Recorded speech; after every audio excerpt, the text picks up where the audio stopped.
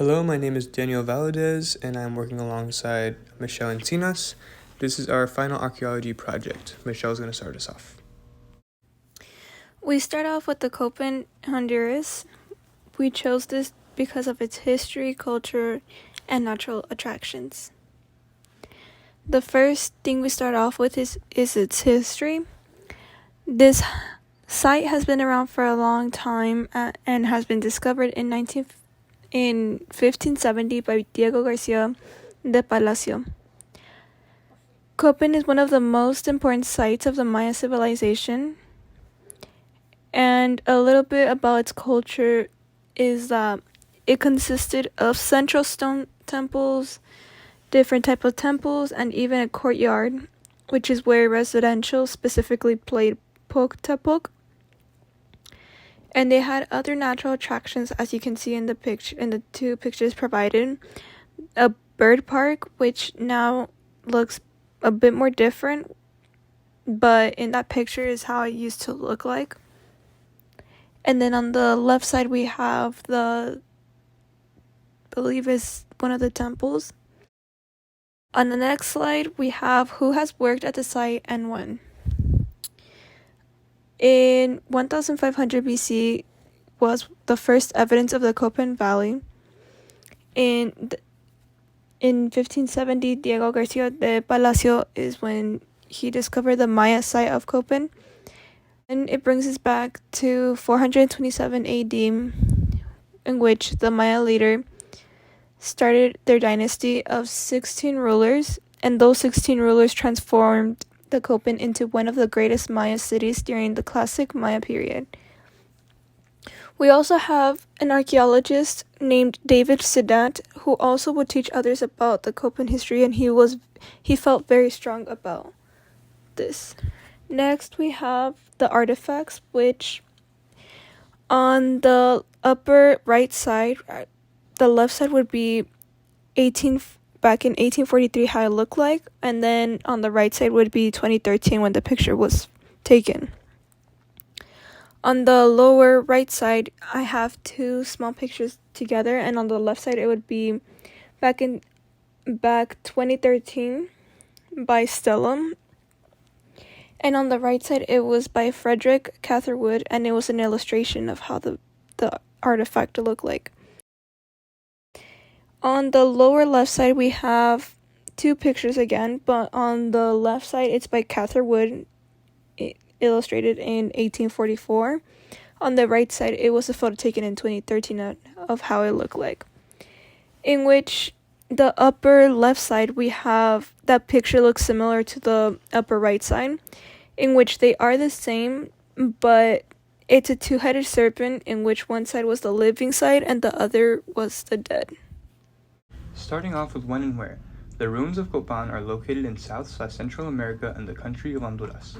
They were first discovered by Diego Garcia de Palacio in 1570. The ruins were mostly built between 400 and 800 AD, when it served as a capital city, though it was occupied for more than 2,000 years. Copán, Honduras is known as the Paris of the Mayan world, and is one of the most important remnant sites of the Mayan civilization. Palacio was a Spanish explorer who was sent by the crown to explore the Guatemala and Honduras area.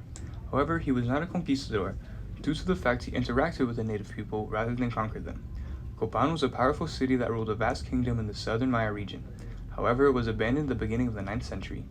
The population reached approximately 25,000 people, but constant droughts and political disputes led to the downfall of Copán.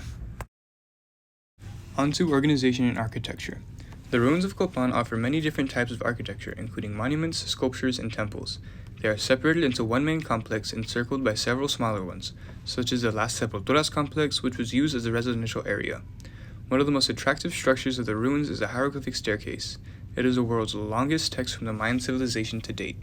With 5 different plazas in the central complex alone, the city of Copán was very large to say the least. The structures are considered massive due to something called iconoclastic phenomenon, which is when a new ruler comes around and defaces a previous crest to build on top of what had previously been built. Examples of this can be found on Temple 16. This temple was built on top of the former Temple of the Sun. Also included is Altar Q, a structure that shows the succession of every ruler in the Copán dynasty, which boasted 16 different men. The Great Plaza contains many pillars that depict various rulers as well. One of the most detailed steles shows the 13th ruler, known as 18 Rabbit. The plaza also contains the second largest ball court in Central America. In the western court, Temple 11 is included. This temple was built as an elaborate underworld gateway for the last ruler of Copán, known as Yax Pac. Also on the western side are sculptures of jaguars that had originally been inlaid with black obsidian. The plaza of the hieroglyphic staircase has a monumental staircase where on the 10-meter wide steps, there are more than 1,800 individual glyphs. The people of Copán belong to the Mayan civilization. The first ruler, known as Yaxcocmo, founded Copán in the early 5th century. These people were known to be great engineers and architects, as their high-level use of mathematics, writing, and astrology led to significant achievements in their structures. The people of Copán buried their loved ones under their homes. This is seen in the Las Sepulturas complex, where human remains are found underneath the deceased family member's bed. The Copán River sustained the population of Copán by providing water for their crops. They mainly grew maize, squash, beans, and various chili peppers. They were also able to hunt, though meat was often considered a rare treat, since they mainly relied on their farming. Deer, peccary, tapirs, monkeys, turkey, and ducks were all hunted for their carnivorous meals, usually served at festivals and rituals. Though some ceremonies included violence and sacrifices, this wasn't always the case. However, when it was, rulers would often carry out ritual mutilation on behalf of their people. Human hearts were placed on stone altars as offerings while they were still beating, to provide energy for the gods. Maya kings would also perform self-inflicted harm by cutting or piercing themselves with bone awls and stone blades to draw blood as an offering to the gods. Priests used an ancient alcohol called balche to achieve intoxication. Other psychoactive substances such as peyote, hallucinogenic mushrooms, were used to enter a trance-like state during these ceremonies. Finally, here we have all of our cited resources. Thanks again to Michelle for being a great partner.